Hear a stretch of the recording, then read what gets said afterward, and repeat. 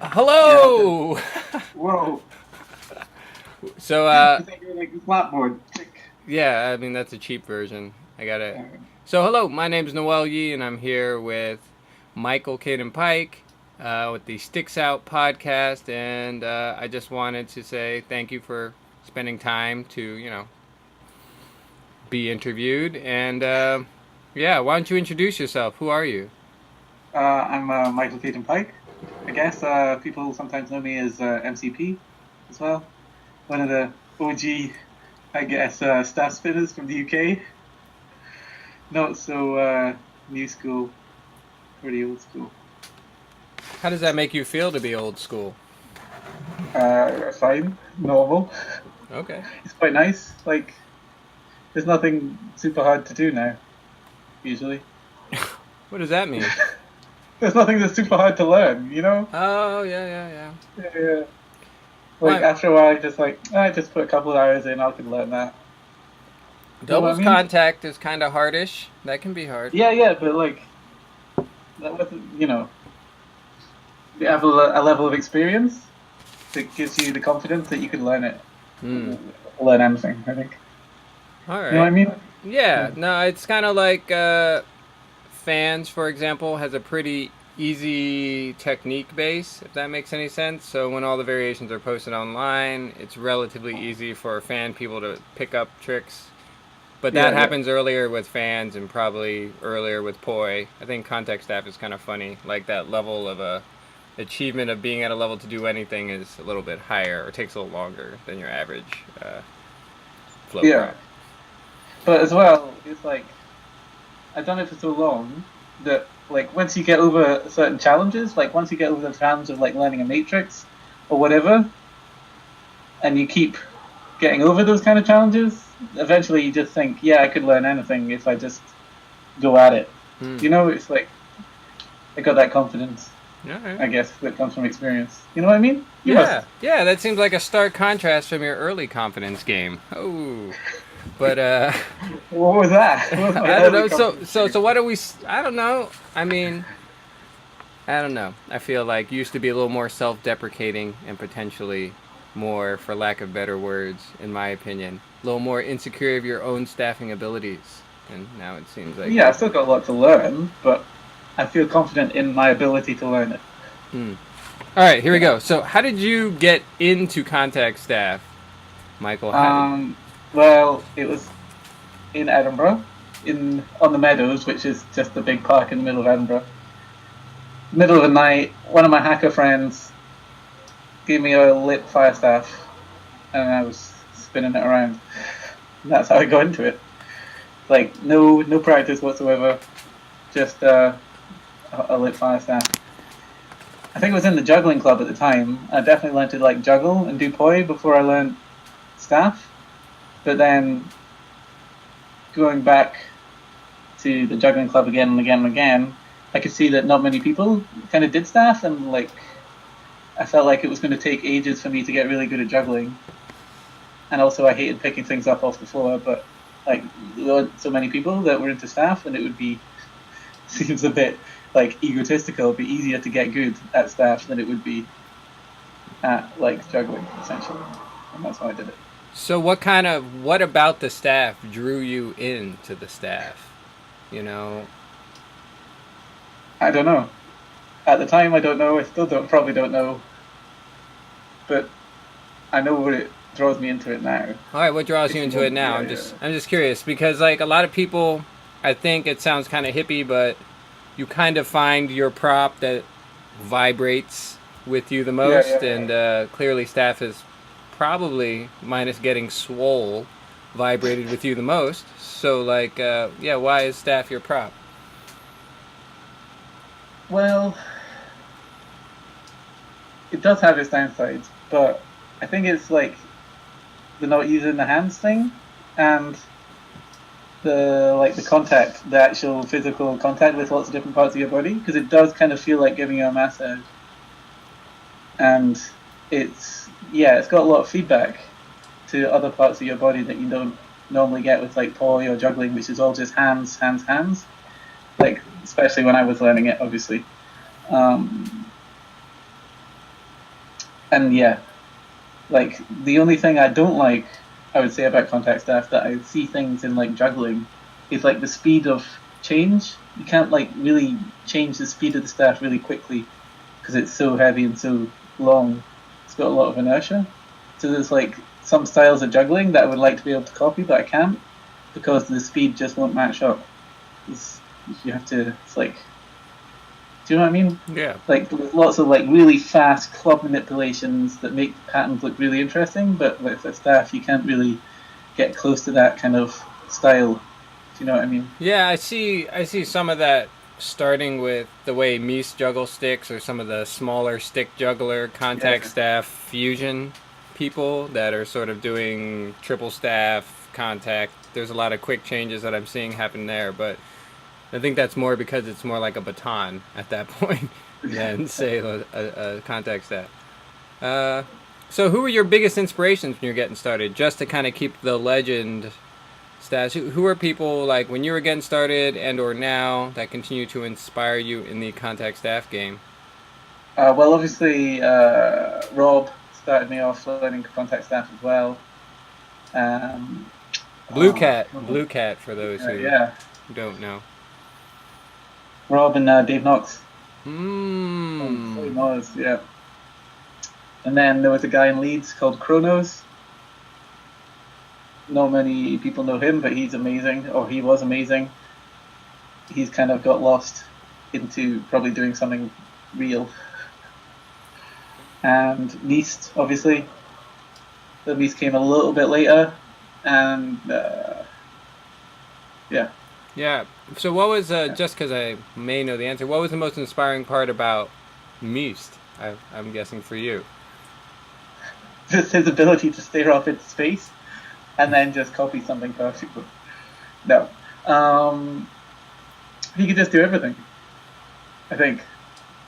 No, he has put in loads of practice, obviously. Yeah. But as well, I think back in the day there was a lot of mystique surrounding Meest because he couldn't really speak English at all.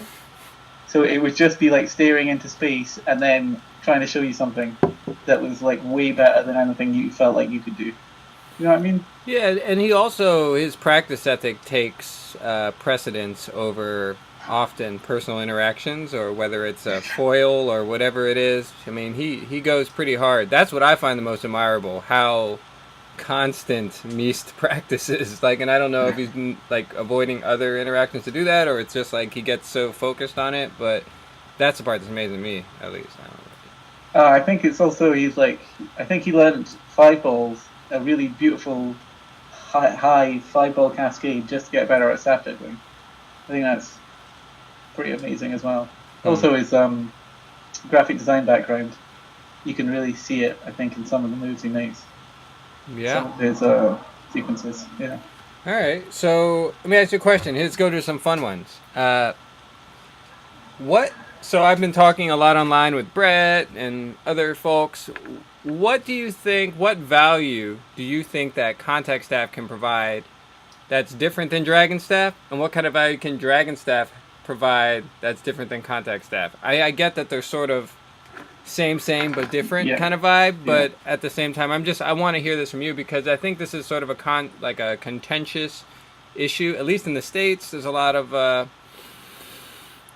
like just dragons or dragon staffers that are doing their thing, and then for me, unfortunately, I'm more of like a purist. I've like learned all the chi rolls with the staff just to avoid doing dragon staff, like all the like. Really? Yeah, I don't know. I could do the forward, reverse, forward. Like, I got all of them, but I could do it with the staff, but it doesn't look like anything. I'm just curious, what do you think is the biggest benefits of either and downsides?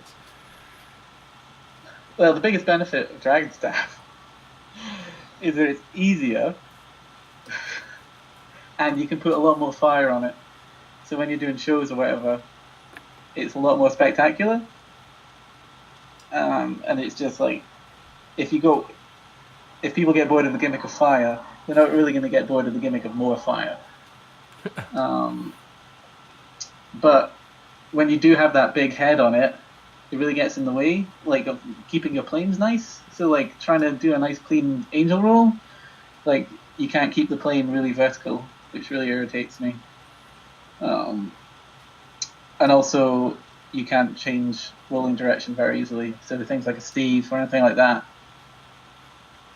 or anything, where you want to do both directions, but the rolling direction has to change. It's really hard, obviously. And yeah, everything that doesn't involve rolling kind of looks a little bit shit once you've seen it. Sorry, I swear. Okay. Sorry, Okay. kind of looks a little bad once you've seen it rolling. So I don't think it really works for moves that don't roll so good. Though it does work amazingly for head rolls. I would say one of the best tools to learn head rolls and head spins with. Yeah, but I would still prefer contact staff because I think it's more versatile. I think you can do all of the dragon staff moves, even if they are harder, and you can do all of the contact staff moves. And because it's just like more of a line, you can keep the planes much cleaner. Basically, yeah. Okay. But yeah, I think there's a lot of stuff with dragon staff where you'd be able to fake it with contact staff. Like a lot of the really difficult weaves in dragon staff, you could tell if you can tell with the dragon staff if it stopped rolling, but with a contact staff you could just fake it. You know, Right. it's like, oh, it doesn't matter if it stopped rolling. You just keep doing the move, and it looks like it. Right. Yeah, you know what I mean? Yeah. No, that sounds similar to what I've heard, which is that the dragon staff helps you focus on the rolling aspect a lot, and I think that's a benefit. So what is your ideal staff? So this is kind of a good question. So there's you have the diameter of the stick, the length of the stick, the weighting, the grip. Like what in your mind, for you at least, maybe not for everybody because it's kind of like a skateboard, but what is your ideal staff? I'd say for me it's probably like 10 centimeters under my chin in height. It used to be like chin height, but now I think a little bit lower than that, so it's more like 140 centimeters. So I can do inside planes more easily in the horizontal plane. I have stumpy arms. Some people have really long arms, I guess, but it's not me, unfortunately. And so I need a little bit shorter. And then obviously as maximally end weighted as possible, and as maximally gripped as possible. What kind so of grip? What kind of if grip it was are a you computer using? game and the grip was like 0 to 100, I would have like 100 grip. So it like literally spaghetti rolled up your skin with it, preferably. So what are you using, silicone then now, or what's? Yeah, unfortunately silicone. Used to be EPDM, but I got used to silicone now. What are your thoughts I didn't on used this? to like it. What's your thoughts on the new grip types, the squishy grip that's been going around, the wizard grip, or the basically other varieties of that kind of grip? Yeah, I used to love the wizard grip. I think it's got a silicone coating on it though, because it's been like a year I've had it, and it's all the grip is gone. It's like smooth, even though it's not physically damaged. So I think I prefer the foam side of neoprene. Yeah, I EPDM, like the feeling of the wizard grip, but yeah, for me, I'm not a prop maker, so I shred that, and I hate replacing it because you got to sand down the stick, and because it's got the glue on it. Oh man, it makes me crazy. But okay. Yeah, silicone super hard to get on. We had like a 5-day marathon of trying to get this one piece of silicone onto my staff because the old stuff had got like UV damage, so it kind of got loose and old and aged.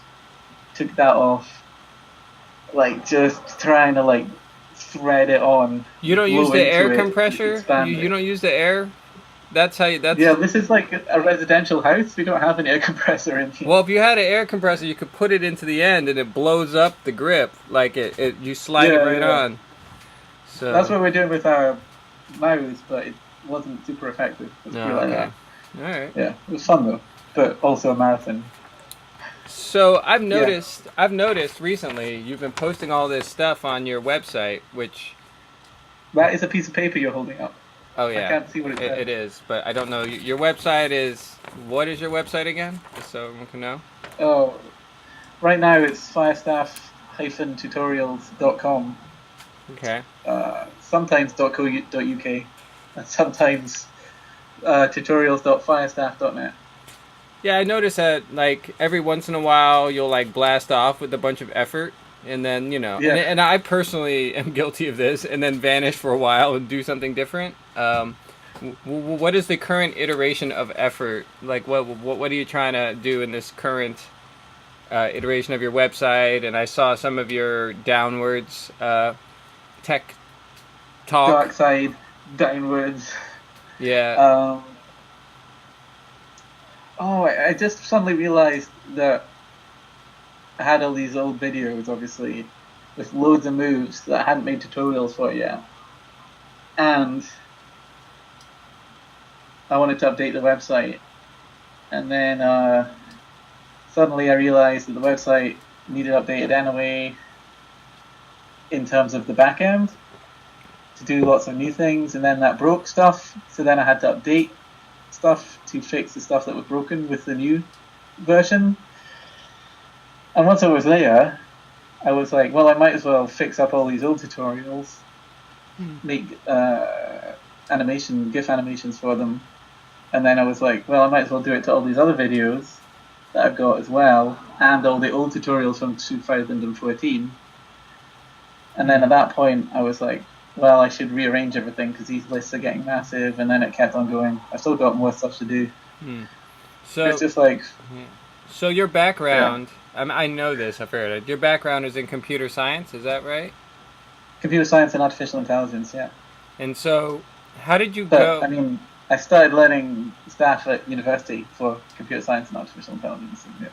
So how do you see your computer science like life interacting with? You're a circus performer now, right? Is that true? Yes, yeah. And what kind of circus performance do you do? Fire and how do you say, hand-to-hand acrobatics usually.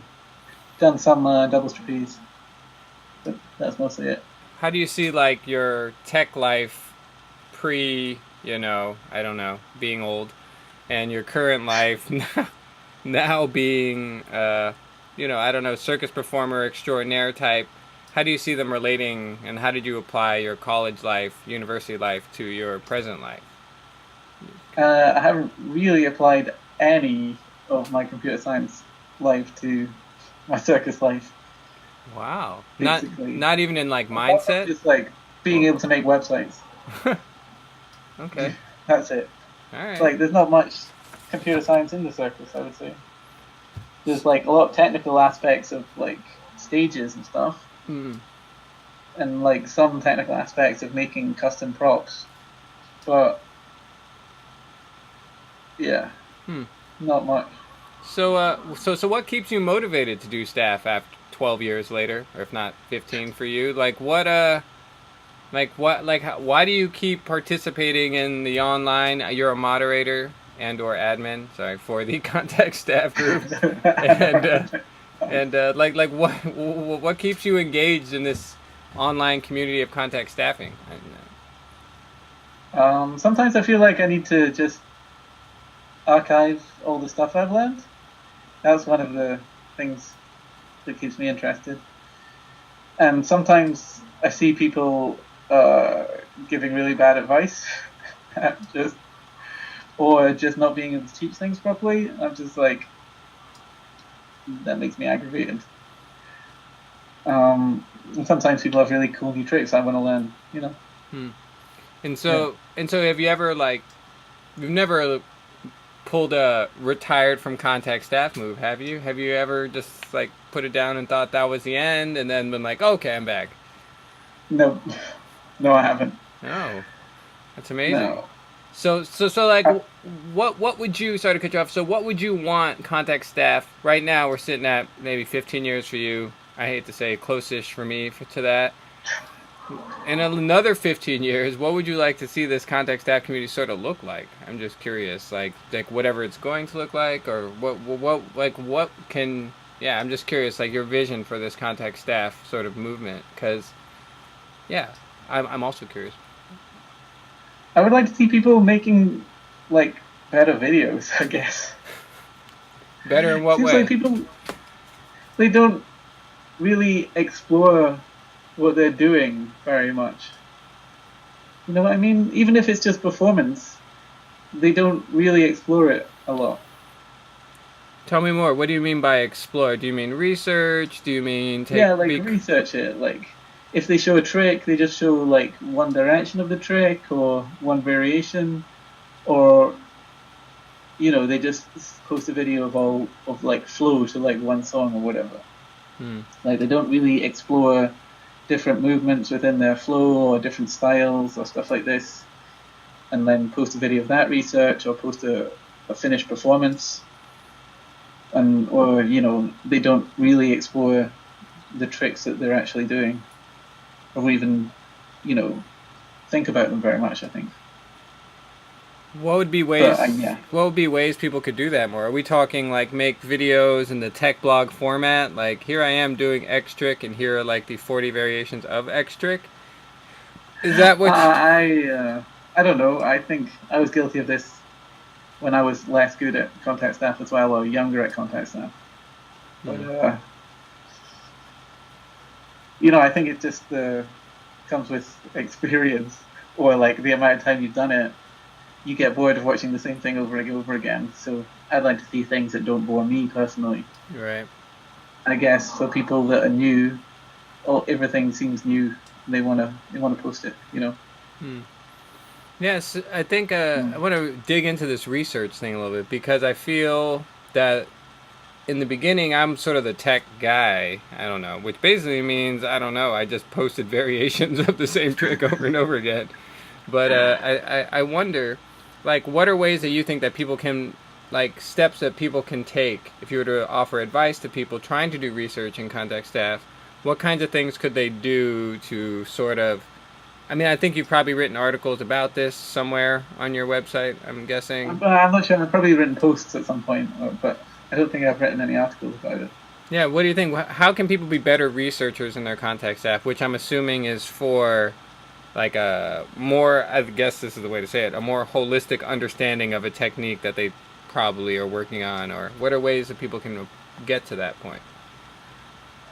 I think it's considering variations and having I hate to think of it as a more analytical approach to what they're doing, a more mindful approach, because I feel like sometimes coming from computer science, I always have this analytical look on things.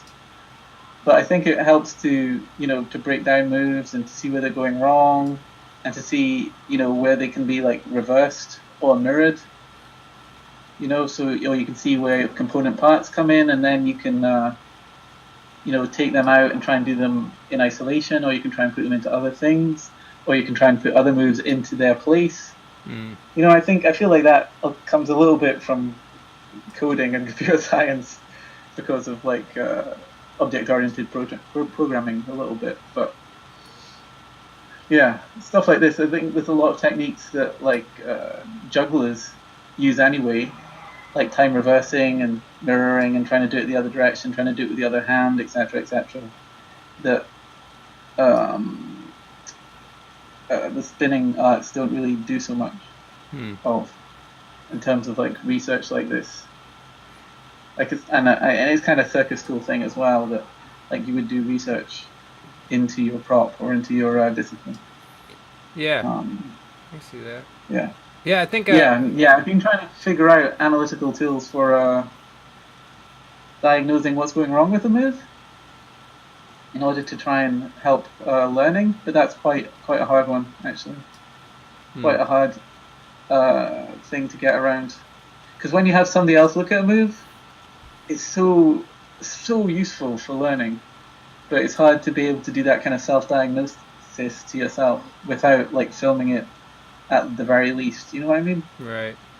Yeah, I always think about it. I had two interesting statements I thought about when you were saying that. Is when you watch a really good performance or a good flow video, and this is my opinion, but I feel like I can see the way the person was thinking when I watch the thing. I know that sounds kind of weird, but like when you watch a really good juggling performance, you're like, oh, that next trick was so related to, and I can totally see what that person's, even though I don't understand the research that was happening on the back end, like there's like some level of like logical continuum through what they're doing. I feel like I see this a lot with high level juggling, especially, Mm. like you can see that. And I think the same is true of watching the tech video. It's like Brett, for example. I would say Brett is not, he's a technically minded thinker, but he's not your average thinker, if that makes sense. Hmm. Like he's not thinking in a straight line necessarily.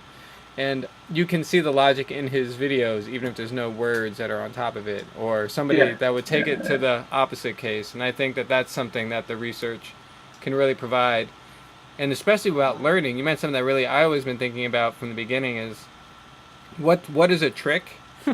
Like like the circle that bounds off the boundary of all context have technique to something you call a trick is kind of vague, right? Like you're drawing an Yeah. Yeah. arbitrary dotted line around a thing. And I always try to tell people that, you can go even smaller, that trick is made of individual parts. And as you analyze each individual part of that trick, you can start to, like, for example, in an angel, it'd be like, how are you swinging into it? How are you releasing? How's it on the body? How are you catching it, right?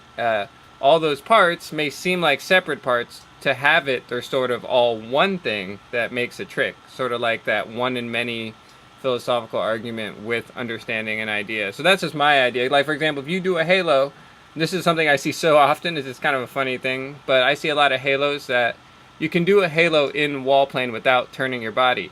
But the trick about a halo is that your body turns. Like, the plane Yeah. is made more available by your body being a part of it.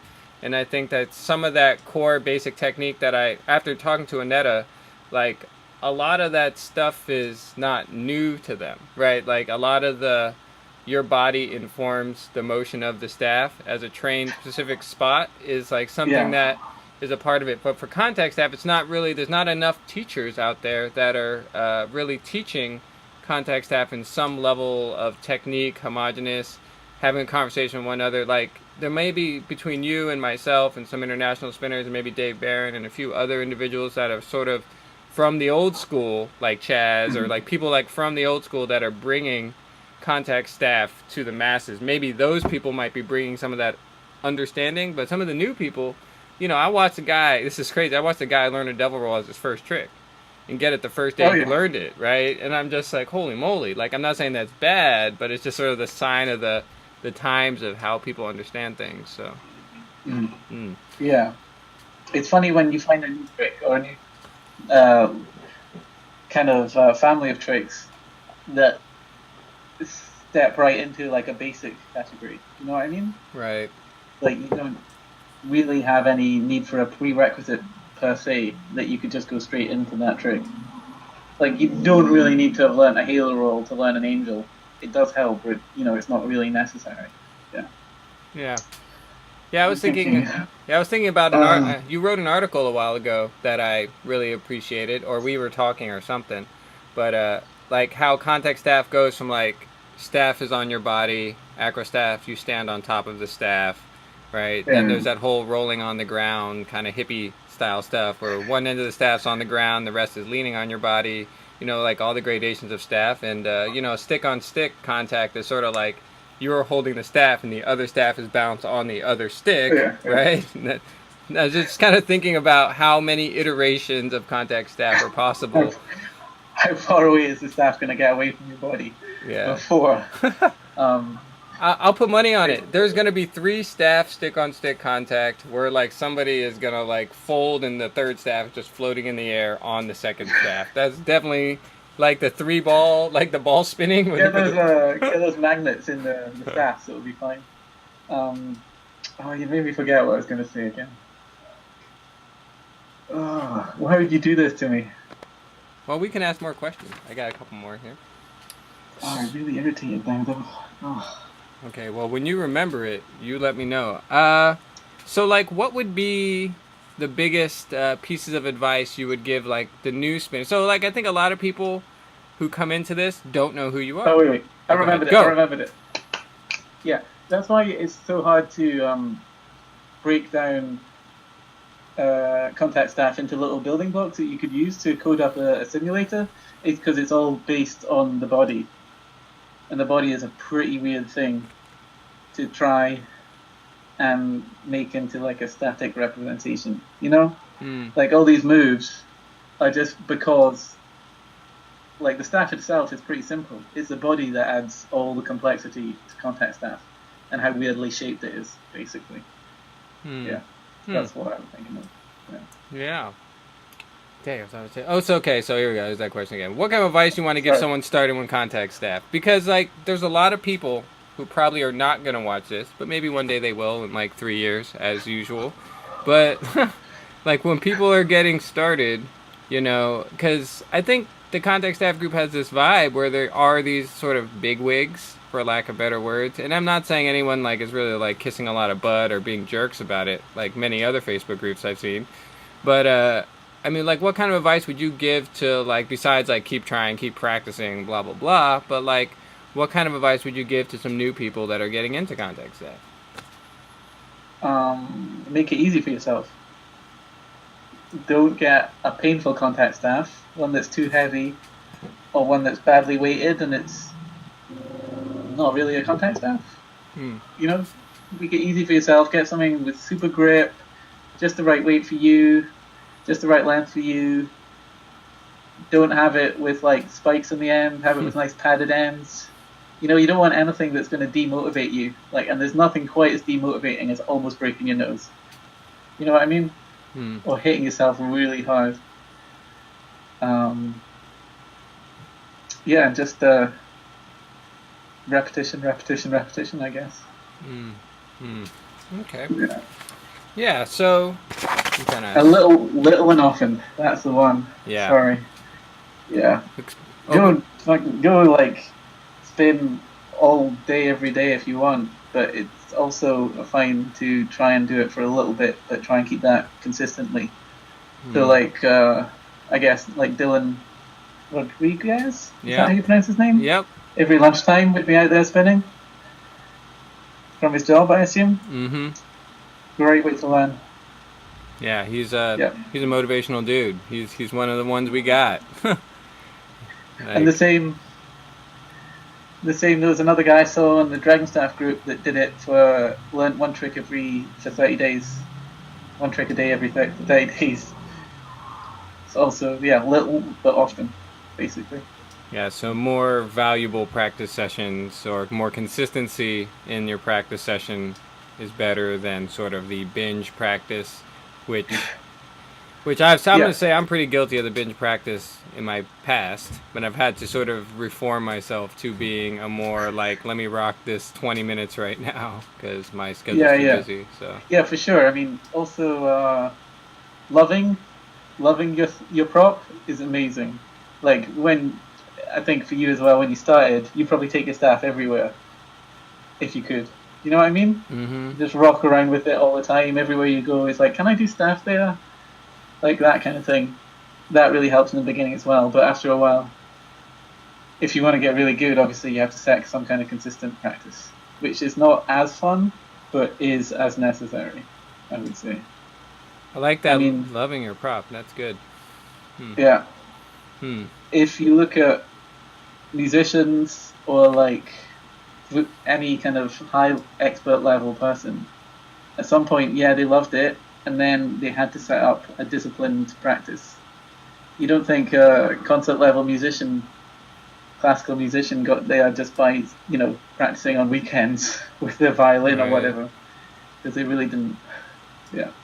No, that's I think about that because it goes the same way with, I don't know if you've had this experience, but I don't rage super hard, but I've definitely been that person who loves my staff but also hates it when something goes wrong. So it's almost like going like, like kicking it across the floor in anger or throwing it away or raging out on it.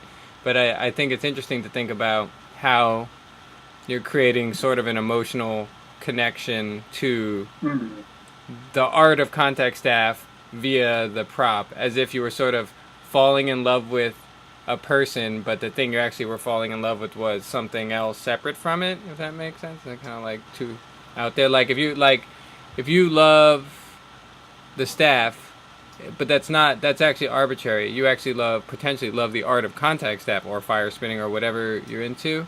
And if you were to love, like, I don't know, dancing, and you fall in love with the dancer is sort of the middle ground to the actual, like, you actually are working towards something else. I was just thinking about that. And that evolves, you know? Like, you learn to hate. Like, I can remember, I used to love my staff, and I can say this has happened pretty much every 2 years. I'll hate the staff that I once had. Like, I'm like, man, that staff was such a piece of garbage. I can't believe I spun with that freaking staff for 2 years. I don't know if you have the same experience, but... Yeah, when I pick up my old staffs, I'm like, there is no way I learn anything with this piece of death. Yeah. And sometimes I have destructively destroyed staffs. Oh, yeah? Well, just once. How did you break it? That was it. Or... Against a tree. It was great. Why? Because I think I was at a photo shoot, actually, and I was quite angry. A flow show? And took it out on the staff, yeah. Oh. But yeah. What was I going to say? Yeah, it's like, this is what's freeing about like acrobatics, is that you don't have to take your prop with you. You just take yourself, which is quite nice after you have to carry like a big weird shaped bag around for years and years and years. Acro seems like very easy after that. Yeah, how does acro fulfill you? Like, well, what do you get out of acro? Well, it's like some of it is like doing contact staff but with a person, basically. So you have like social contact, and you're doing some kind of manipulation of a person instead of a prop. Right. But obviously, with having another person involved, it is very frustrating because you can't just practice whenever you want, which is what's nice about juggling, or like handstands or solo acrobatics. Wow. Yeah. I just had a really trippy realization in this whole love and staff. I was just thinking, like, you know, like contact staff itself is like I hate to say this, cause sort of a sensual prop. Sort of like contact juggling has some of that too in it, where basically you are touching yourself. Contact, yeah. And how that sort of, like you're just talking about acro, like with acro, you know, or contact improv as sort of the extreme version, where you basically, a lot of your contact is with other people as objects in some, like, I'm a table, you know, I'm this thing. And I was just thinking how contact staff, or sort of the contact arts kind of have this thing where if you're falling in love with the thing, like it is literally like you're literally building a physical connection. You're waking up the neurons in your body to connect with this prop. Or like with staff, you literally are like being touched in ways you've never been touched by the staff. I mean, just being honest, right? It makes sense. You didn't have to say it like that, though. Well, I mean, it's true, right? It's so bad. Oh no, I mean, it makes. I mean, I don't know. I just kind of. I'm never letting I'm never letting a kid use my contact staff. Ah. Well, you know what's cool about contact staff too, just as putting it out there, is that there's a lot of women into contact staff. That is like the wildest thing that I've seen. Like of the entire, like of all the flow prop movements, hoop is sort of like, let's just put that one aside a little bit. But I would say, in general, of the movements that tend to be dominated by males, I feel like the contact arts, in actuality, at this point, is really dominated by females. Like as the more skilled, in touch with the prop people. Like, I just being honest, and that's kind of an interesting thing. Like, I wonder why that is. I'm just thinking, like, why do you think females gravitate to contact staff, or dragon staff even recently too, than say some of the other props? Do you think it might be some of that contact, or do you think? Well, yeah, maybe. Also, obviously, you've got big, strong female contact staffers.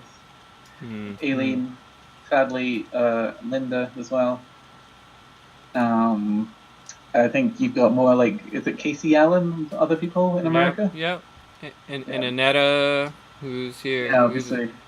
You maybe baton twirling as well has influenced that in some way, but there's not much overlap, I think, between contact staff and baton twirling.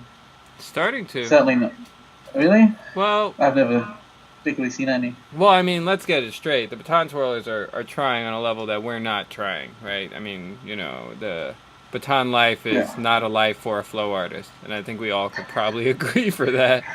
Because You know, after you should check out the art of the ending with the Netta. You know, she's like, all I did was drill until I was 13 years old. I mean, before that, like I had zero creativity. I was like spinning around doing what was asked of me, what was laid out, and got more creative once I had that sort of technique base. So yeah. Yeah, I feel like it's the opposite for most contact staffers. First off, they just do whatever they like, and then they start to drill. Well, that was the part that was really cool. I think she actually was amazed that people just picking up the sticks could teach, like, people with zero educational basis could actually learn anything with something she was, like, kind of impressed with, you know? What do you mean, like, people could learn it by themselves, or people could teach it? People could learn it by themselves because baton, Okay. Annetta, her family is all baton twirlers. She was, like, bred to be her, right? She was literally Yeah. made to be that machine. It wasn't like it just came out of nowhere. And a lot of our flow people are making up crazy contact staff tricks, but literally are just watching a video online and trying it. Or like, there's a lot of Latin American contact staffers that haven't gotten out there yet, but there's a ton that are really, really good. And they're just like watching a video and just like derping and learning all this crazy stuff. Yeah, right. So yeah, I think that was amazing. But yeah, I think Aileen as well, especially, has been very influential in the regards of women staffers. I think as well in her performances, you can really see her research. Do Right. you know what I mean? Yeah. Yeah. 'Cause I don't think technically, in terms of her technique, she does a lot of research, but in terms of her performance, she really does. She really works. Right. Um, I feel like I think obviously, Linda was similar in that way too. I mean, Linda was super disciplined in terms of technique as well. yeah. She was more like Aneta, I would say, like really drilling moves. Yeah. Oh, that's why I need Valerie to make that epic contact staff video before she decides to not do contact staff at some point. Cause Uh, man, she's also one of what's those it? my faves. I think that I think there is something to do with like the fact that it's one prop and that it's quite a slow prop. I think allows it to be a little bit more dancey, and that's Hmm. why women gravitate to it, Hmm. because I think to facilitate a little bit more body movement in some ways, because it's just one thing, so you can do more with your body at the same time. Yeah, and I think that it makes sense that there's a lot of female role models. I mean, there's also a lot of male role models. Let's be honest, right? It's not just like there's a lot of male role models out there for contact staff, but I think the equal, like in hooping, there's a lot of female role models. Let's just say it in that way, and a few males, right?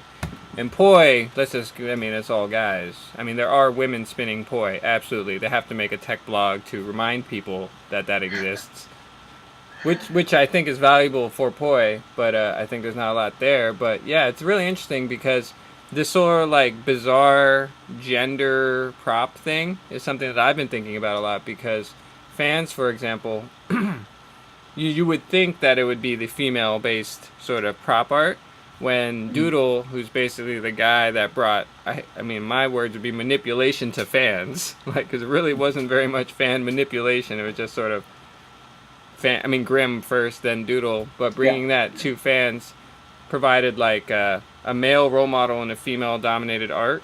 Mhm. And Yeah. then Yeah. that shift is sort of changing too, right? Where there's still mostly women posting in the fan group, but now they're manipulation based, and I find this really interesting, especially being here so long and going to the juggling events, and the juggling events are still all men, straight up. Let's just own it, Yeah. at least in the states, and the flow events are pretty much 50-50, and I think this balance is and actually, and also not just that's saying I'm a binary person, but there's also a whole spectrum of people getting into flow arts that I'm just trying to be PC, but I'm just saying, like, I think that it's really amazing that we can have that opportunity in flow more than juggling, and you don't have to be very good. Like, you can feel like you could be the hero even if you're Mhm. not that good. And I think that's like the downside of flow arts and the positive part of it. You could feel like you're the best in the world, and you're not, but there's really no one to tell you you're not. So I think as well,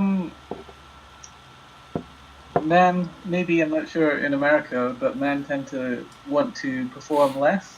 want to be on display less for like just their dancing or whatever, or they're moving around. They would rather demonstrate a technique in their performance than dance, essentially. Hmm. You know what I mean?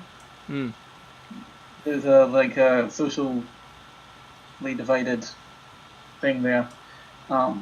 Maybe that's why it's more dominated by women in that regard. Yeah. No, that's cool. Well, But obviously, performers and performances are self-selected in some case, because you're not going to see somebody on stage that doesn't want to perform. Well, yeah. Michael, we are approaching the end of our interview, and then we can talk for a minute afterwards. But do you have any last messages to the staffers of the world, the 5 that might be watching this, and the 100 that will watch it 3 years from now? Do you have any? Do your homework, I guess. Nice. Yeah, people should research what came before them more, I think. There's something to be said for trying to find loads of moves by yourself, but nobody's really self-taught. You might as well find out what's gone before you and build on top of it. Right. Yeah. I think that it's so interesting. Yeah, that swagger when you get started of feeling like the best, and that hunger sometimes turns to, I'll be honest, I mean, there must be like books on this, but like the jealousy of the people that came before you that are automatically better than you, and trying to blaze a new path is sort of always like a weird balance in our community, I think, you know. Yeah, there's a bit like that, but it's a bit also like it wasn't really an angel roll when I started spinning, and now people start with knowing a devil roll, like you were saying, like the people learn devil roll is the first move they learned. You know, nobody even had a name for a halo roll when I started spinning. And I had to spend 6 months learning a conveyor belt. You know, they should feel happy that they're getting to build on other people's work. Right. They don't have to go through this phase of blindly searching for one trick that's super basic to what we know nowadays, basically. Yeah. Yeah. Well, and a lot of that work was thanks to you, and you know, people. and Sandy and everybody else. At least when I was starting, Benjamin and everybody else that was posting in the old days. Me and Benjamin learned each half of the intro roll separately, and then we had to learn off each other how to connect them up. Yeah, that was pretty fun. Yeah. So, well, thank you, Michael, for your time. I'll still stick around, but I'm going to turn off the thing now. Well, thank you for being a guest on my. Noel? What? Thank you, Noel. I said. Oh, thanks. Yeah. It's okay. Well, I hope to still be around eventually in the future, and say goodbye.